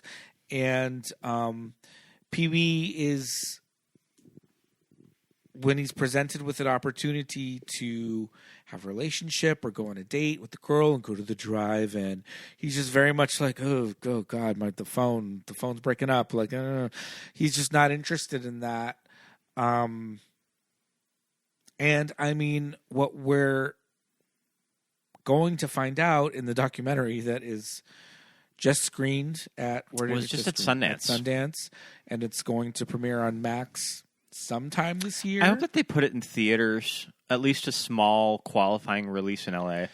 But it's going to be released on Max sometime in 2025. We know that the trailer's already up. It's been part of their like coming soon. But I mean, what we found out in the news, it's kind of been reported on because it did premiere, so people have seen it, is that Paul finally decided to come out in the movie. But the thing is, he knew his days were numbered when he was making the movie. Yeah. So, and he talks about it too. Like they say that he said, like, he kind of has control of the narrative now. Yeah. But yeah, I don't know. I think all this time I knew. Yeah, it makes total sense. It makes total sense, you know. But I love that for him. Mm-hmm. And I love that for us, you know. And John Paragon, Jambi, I'm pretty sure he was out as well. Yeah, I think so. And so John, Paul, and Cassandra were this friend unit. And the three of them, John Paragon co-wrote Mistress of the Dark with Cassandra. You know, he co-wrote this. He was Jambi the Genie. Cassandra's in this. We always talk about Pee-wee and Elvira kind of being two sides of the same coin. Yeah. Right. And especially with something like the movie of Elvira Mistress of the Dark. It's kind of like the original idea for Pee-wee's Big Adventure. Right. Is that Elvira goes to this small town. Yeah. And everybody hates her, and then they all learn to love her. Right. Mm-hmm. But the three of them coming up in this kind of underground LA punk rock, queer art scene, you know, and working art comedy scene, and working with, you know, Joey Arias, who is the hitchhiker in Mistress of the Dark. Hey, you forgot your axe. Joey Arias is in. He later on is in Big Top Pee-wee. He's the half man, half woman. Shim, which is kind of like crazy. But Joey Arias is a iconic drag artist who worked with David Bowie and Klaus Nomi and was on Saturday Night Live with the two of them performing. He worked with like fashion designers and Versace and Gaultier and all that. And he was part of that crew, Joey Arias. He's part of that crew too in the 80s and the 70s. And Phil Hartman and Edie McClurg and, you know, all these people that are just part of this world and part of this orbit have just become these icons of entertainment and our lives and music and comedy and all this shit. And it's like, that's insane. That's crazy. Yeah, it's quite the legacy that he's left. Yeah. That's why I'm excited to watch the documentary. Oh my God. I am not prepared for it. I feel like, I'm going to be a mess, but I'm really excited to see it. Mm-hmm. I cannot wait. Yeah, I hope they put it in theaters.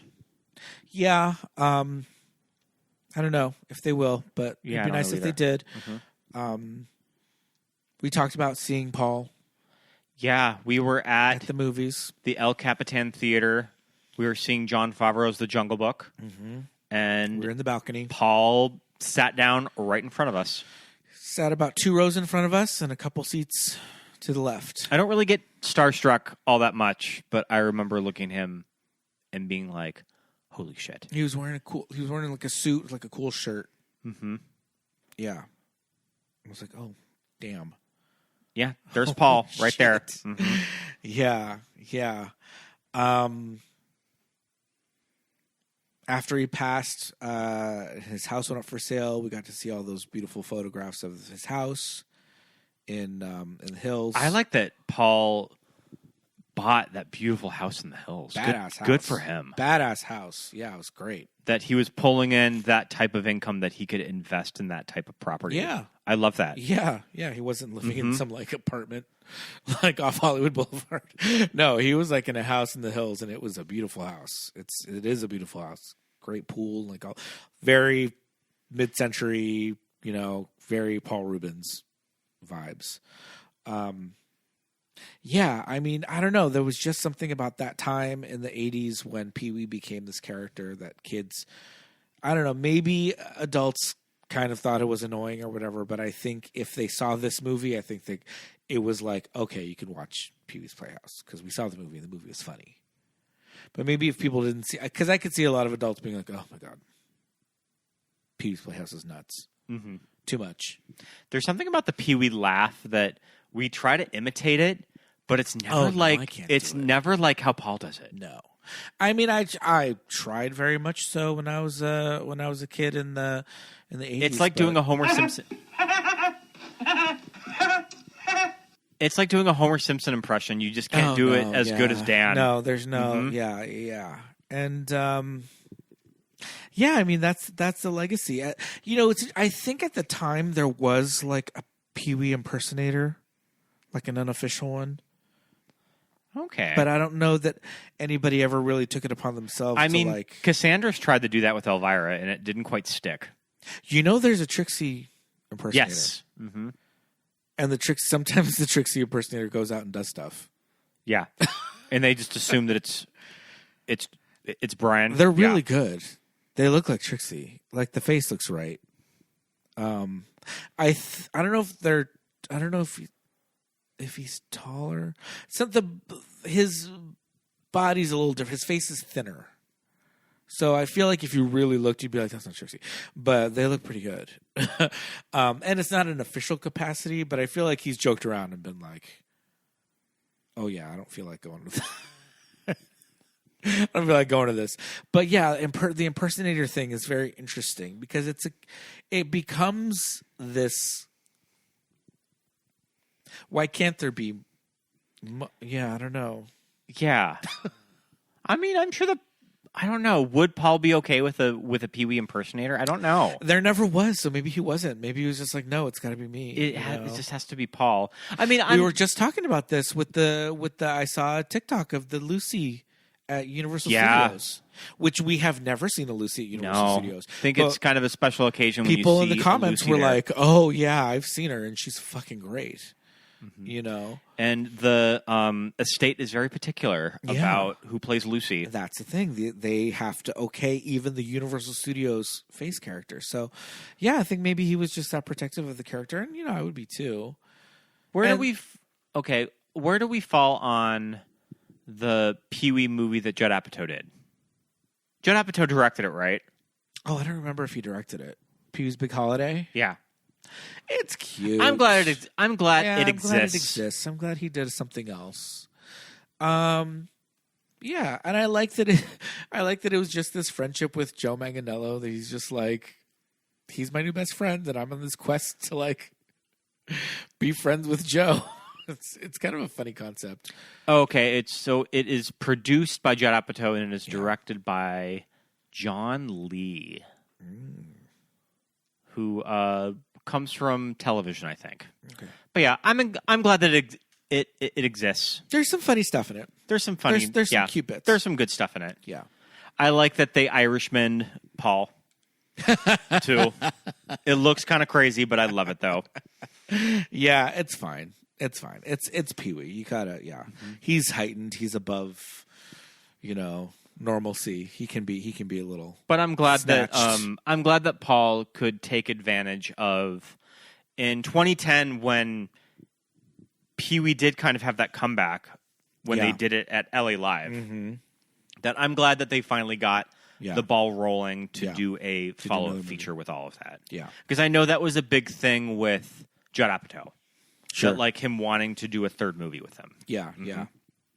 And I would imagine that, like, once, maybe once the show came to an end, if there was ever an idea of just kind of going in, like we said, like the earnest kind of vibe, like Elvira wanted to do, of just make more movies, just do more and more and more. Yeah. And we had the scandal. Yeah, all of the scandal and the fallout in the 90s, which lame, ridiculous. Yeah. I mean, I remember watching Ted Demi's Blow.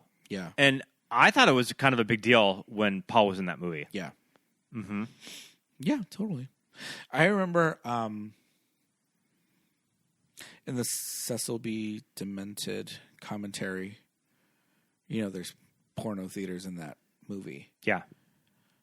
And John Waters is just talking about how ridiculous it was, and he's just like, where are we supposed to jerk off? Like, underground in a hole, like in outer space? Like, where can't jerk off in peace anymore? Like, God. Like, yeah.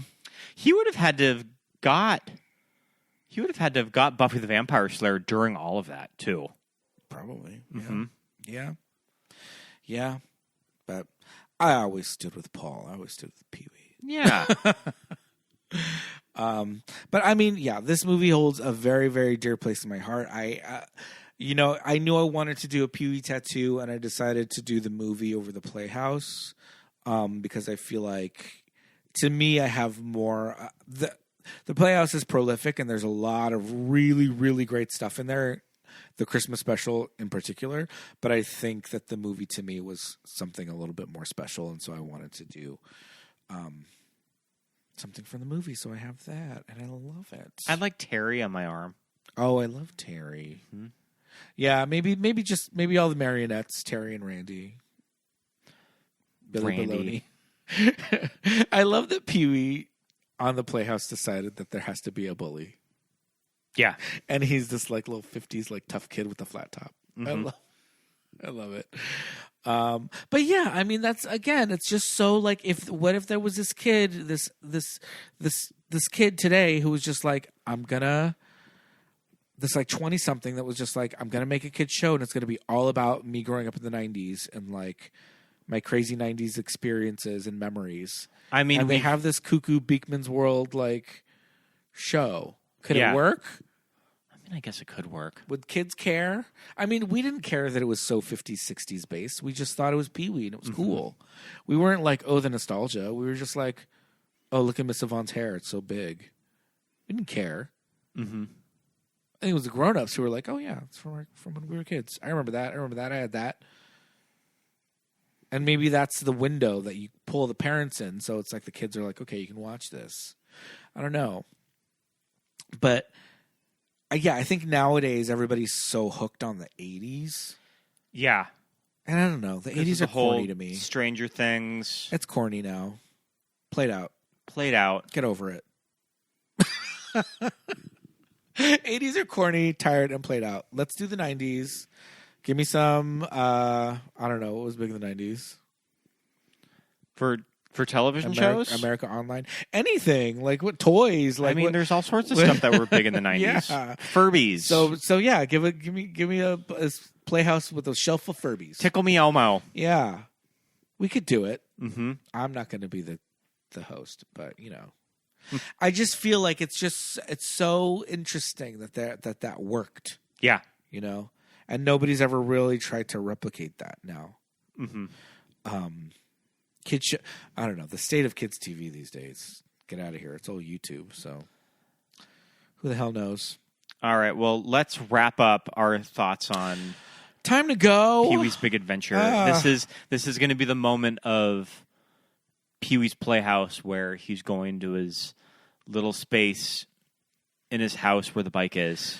I always got sad when he opened up the thing and the scooter came out and he put his helmet on because that meant the show was over. And does that mean that it made me so sad? Does that mean that Pee-wee is going home? That was always my question. Does he not live at the Playhouse? It's his playhouse. I think he's going home. Yeah. Mm-hmm. It's his playhouse. He just goes there to play, I guess. But, I mean, we love it. Welcome to season 7.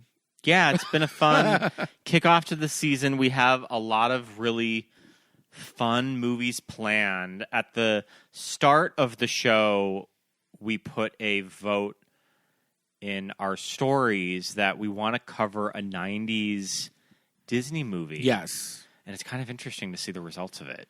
Yeah. It's going to be long since expired by the time this episode comes out, but we have a vote of Aladdin, Mulan, The Lion King, and Tarzan. And currently, Aladdin is winning. I mean, it's only been up for a couple of hours. So Mulan it could change. Mulan still could get quite a few votes, though. Yeah, it could change. It's got 20 odd hours to go.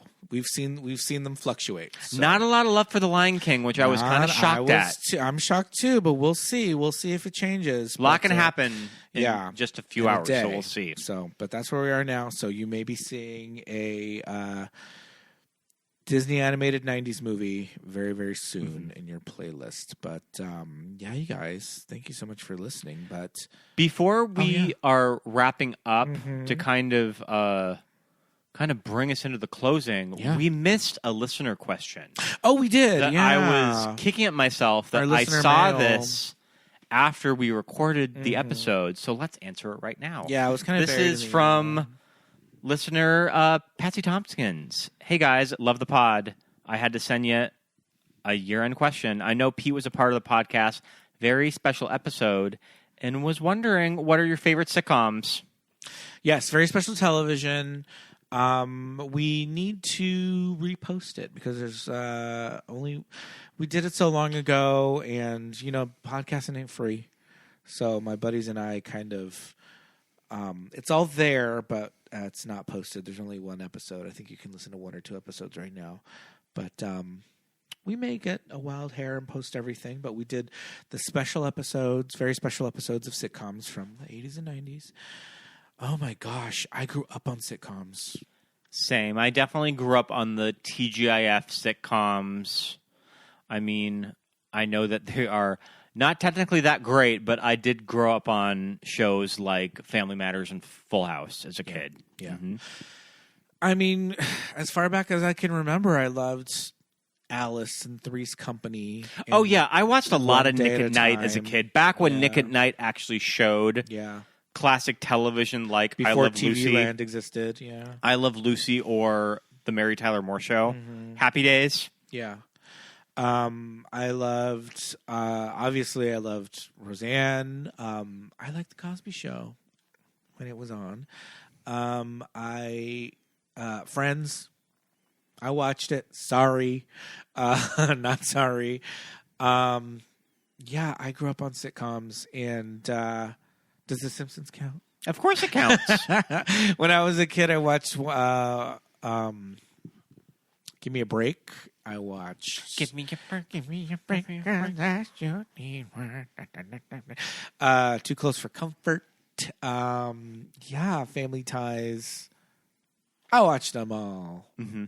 It would be easier for me to name the ones I didn't watch. I loved sitcoms. I loved Married with Children. I loved we have a love-hate relationship with Blossom. Yeah, I love to bitch about Blossom. Yeah. TGIF, I wasn't the biggest, didn't really. Oh, yeah. I remember all of that lineup. Especially, the dark later years with Sabrina the Teenage Witch and Clueless. Sure. Mm-hmm. I mean, I'm not mad at the Clueless TV show. But they all used to be on YouTube. But listeners, you can subscribe to our Patreon, where we cover television shows that we have talked about. Some sitcoms episodes. We have done Roseanne, Friends. Do we do Mama's Family? No. We haven't done a Mama's Family yet. We'll have to do a Mama's Family later this year. But we just did in January. Pete made me watch an episode of Star Trek Enterprise. You know, I was just talking with Andy, and he reminded me of a really good Next Generation episode where Counselor Deanna Troi is like super fierce, and so I might have to do that again. Maybe we'll this have year. to do it. But yeah, all of that is found on our Patreon. Yes, indeed. And $5 a month, you'll get the TV shows that keep us gay. Speaking of the Patreon, I mean, and you know, our different tiers, we should do some shout outs, and then we'll talk a little bit more about what you can get on the Patreon. Yeah. How about that?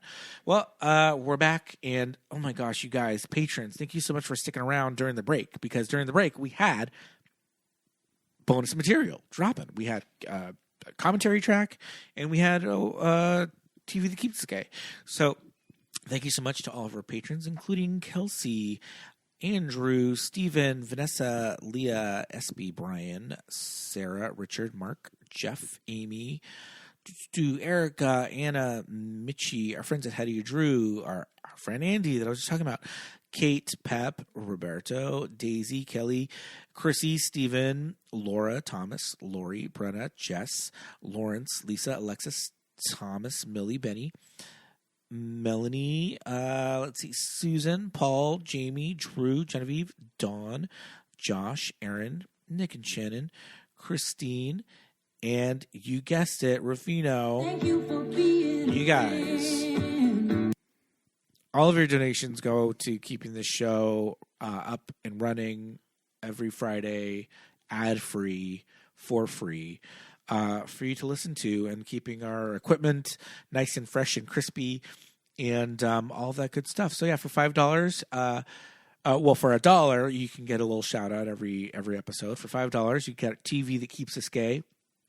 Every month we do a new TV show, and for $10 you get all of that plus a Watch With Us commentary track where we do a commentary of a brand new movie. Yeah, a lot of fun stuff. Yeah, the commentaries are really cool. They're really fun to sync up with the movie. We give you instructions on how to sync it up, and so as the movie starts playing on your laptop or whatever, play the commentary track on your phone. We did the Goonies for January. I'm not sure what we're doing for February yet. Yeah, but it's really fun when it syncs up. It's really cool to have us talking about what's happening. But if you don't want to do all that, you just want to listen to it on your commute to work, you can do that too. Listen to it as a regular bonus episode. For $10 a month, you get 2 TV and movies.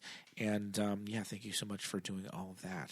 So great. But keep following us on socials over on Instagram. Like we said, we had the poll about the Disney movies, and plenty of fun memes and great information over on Instagram. We're at Movies That Made Us Gay. We're on Blue Sky, MTMUG Pod. Yeah. And but we're most active on the IG. So give us a follow there. If you want to follow our socials, you can. My name is Pete. I'm at Peter Lasagna on Instagram. I'm Scott Youngballer on Instagram, and follow my Letterboxd. Follow his Letterboxd. We just watched Companion. Check out Scott's. How many stars review? 4 stars. 4 stars for Companion. I can't give my review because it is a spoiler. Okay, don't read it yet. Can you mark them as spoilers? Yeah, you mark them as spoilers, and you can't read them until you click on them. Oh, work. Okay, cool. Well, everybody, thank you so much for coming back to our season 7 premiere. We will see you next week. Oh, next week's episode is fun. Oh, sweet. I can't wait. Me too. Mm-hmm. We'll see you soon. Bye, guys.